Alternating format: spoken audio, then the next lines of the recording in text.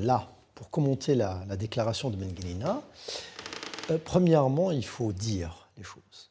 Là, on ne parle pas de son état de santé, on lui souhaite prompt rétablissement et c'est le souhait pour tout être humain.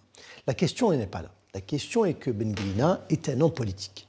Et sa déclaration ne s'arrête pas au fait qu'il annonce le fait qu'il sera absent pour des raisons de santé, de la scène politique, mais il s'avance sur des déclarations qui sont éminemment politiques. Et plus que ça, quand un homme politique prend la parole dans le cadre d'un meeting politique, où il y a des chaînes de télévision nationales et étrangères... Vous avez vu le nombre de micros qui vous sont tendus? Incroyable. Ouais. Donc, ce genre de situation, donc, elles sont jetées devant et face à l'opinion publique et elles doivent être discutées pour faire le distinguo clair entre son état de santé, le personnel et le politique. Donc l'affaire maintenant de ces déclarations sortent du cadre personnel et privé et humain et partent maintenant sur le champ politique, ce qui doit être discuté, débattu et critiqué. Bien sûr. Ben Guelina est révélateur de cet état symptomatique de ce qu'on appelle de la Nouvelle Algérie.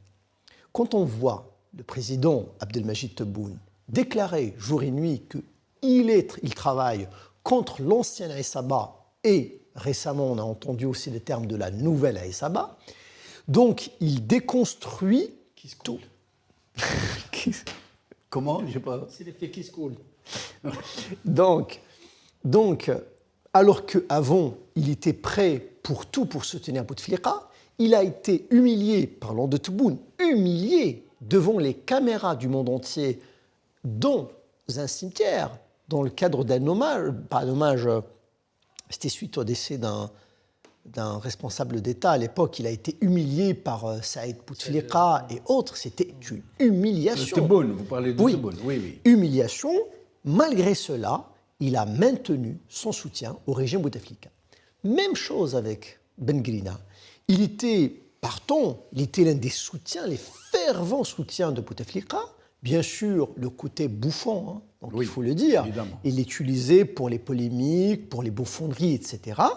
Mais c'était quelqu'un qui a prêté allégeance avec un aplaventrisme exceptionnel pour le régime Bouteflika et pour le 5e mandat.